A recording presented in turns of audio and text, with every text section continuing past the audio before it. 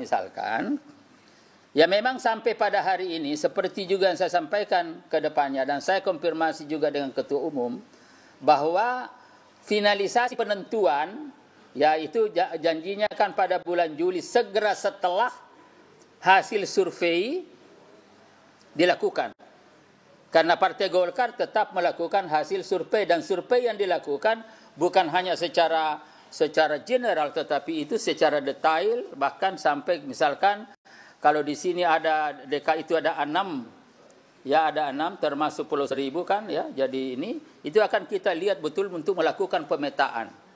Ya, sambil ada juga kan survei-survei yang sudah dilakukan di mana di situ ditempatkan ya Saudara Anies Baswedan pada posisi nomor 1, kemudian kalau 2 head to head berarti kan RK, kemudian kalau masuk Ahok di sini saling dinamis, sangat dinamis dan lain-lain sebagainya. Nah, oleh karena itu saudara sekalian, maka sambil konsolidasi internal koalisi Indonesia Maju untuk membicarakan bagaimana distribusi kader-kader partai yang ada di seluruh ya provinsi dan kabupaten kota yang dilakukan secara berkeadilan. Di sisi lain, masing-masing partai juga yang punya kepentingan subjektif untuk melakukan dengan caranya sendiri, terutama survei-survei yang ada. Nah, kalau Golkar konsisten pada survei. Nah, pada bulan Juli, mungkin pada minggu kedua, ya kan Juli kan nanti pendaftaran mulai kan finalisasi Agustus kan ya. Nah, tanggal 27 kan tidak salah ya. Ini kan masih, nah ini perlu waktu sehingga konsolidasi karena kepentingan kita itu kita ingin menang. Kenapa kita ingin menang? Karena ada jaminan efektivitas pelaksanaan kepemimpinan Prabowo Gibran untuk mewujudkan ya visi misinya untuk kepentingan rakyat.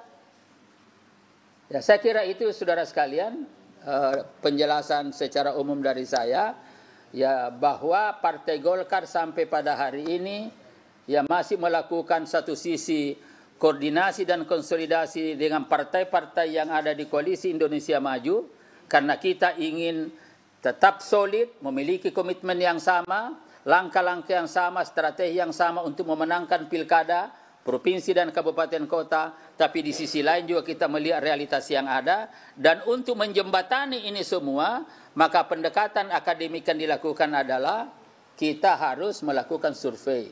Dan survei itu baru selesai pada bulan Juli yang akan datang, sehingga Juli yang akan datang Partai Golkar sudah menentukan sikapnya apakah RK ya tetap di Jawa Barat atau di sini. Kenapa? Karena Partai Golkar ya Ketua Umum telah mengambil kebijakan memang RK ditugaskan di 2 tempat.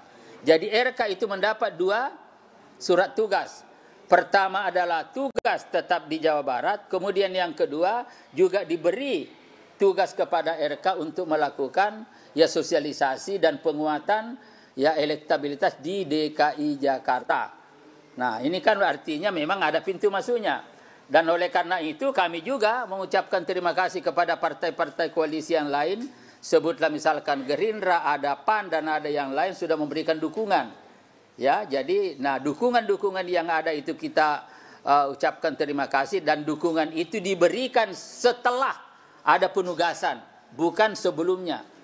Ya, kalau misalkan sebelum ada penugasan dan ada dukungan, itu boleh curiga, tetapi karena dukungan diberikan setelah ada penugasan, maka tidak ada arti lain kecuali bagaimana mengatur strategi untuk memenangkan pilkada di seluruh Indonesia, termasuk di DKI Jakarta. Oke, saya kira itu. Ada yang tanya?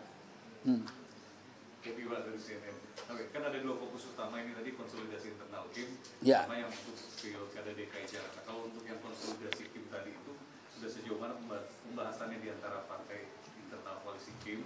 Apa terutama tadi Bapak kan bilang mau harus menang nih kan? Iya. Nah, pembagian tugasnya seperti apa di setiap provinsi yang 38 provinsi? Jadi gini, jadi kan di dalam rapat-rapat yang dilakukan itu kan masing-masing partai kan menyampaikan ya potensi kader yang bisa muncul di setiap daerah. Kan gitu. Misalkan di DKI Jakarta tadi inventarisir seperti siapa-siapa.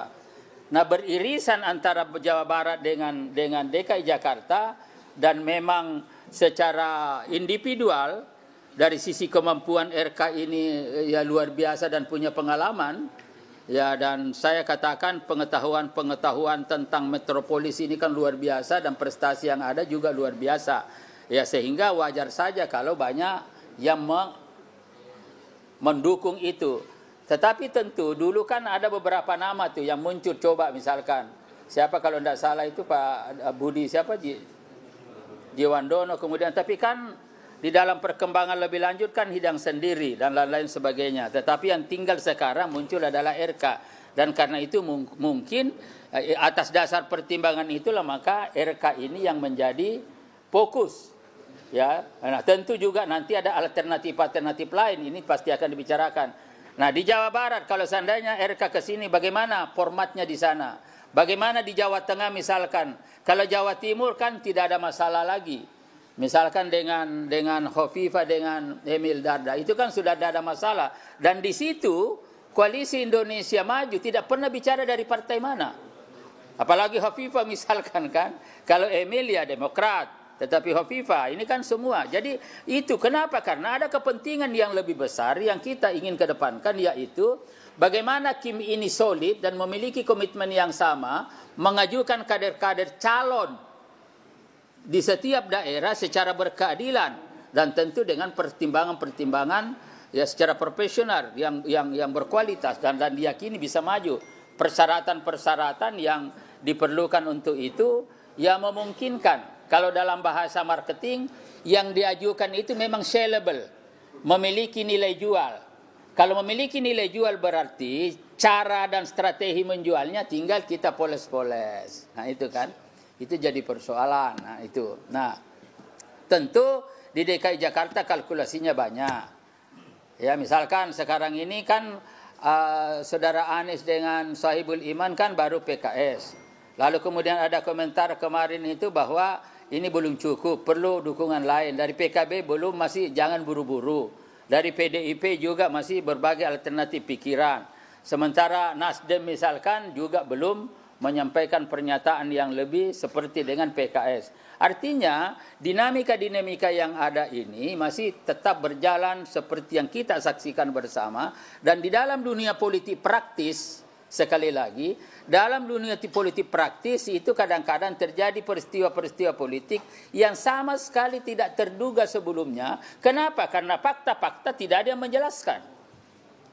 Kan itu kan masalahnya di kita kan tiba-tiba muncul di tikungan ngambil lagi di tikung. Nah ini kan jadi persoalan. Belum lagi misalkan ini mohon maaf nih. Karena kalau kita melihat DKI Jakarta, seperti yang saya sampaikan di beberapa media juga ketika saya jadi narasumber, suatu kekeliruan besar kalau kita melihat DKI Jakarta ini berdiri sendiri terpisah dari masalah nasional. Kemudian masalah desain politik misalkan secara nasional. Bagaimana kaitannya dengan pembentukan kabinet ke depan. Juga belum juga bicara tentang bagaimana proyeksi tahun 2029-2034. Ini kan semua sudah berstrategi. Ya sebagai sebuah partai politik yang punya visi, pasti sudah punya strategi seperti itu. Dalam rangka untuk mempertahankan eksistensi dan survivalitas sebagai partai politik di Republik ini. Apalagi ke depan ini persaingan semakin tajam, bahkan cenderung semakin radikal.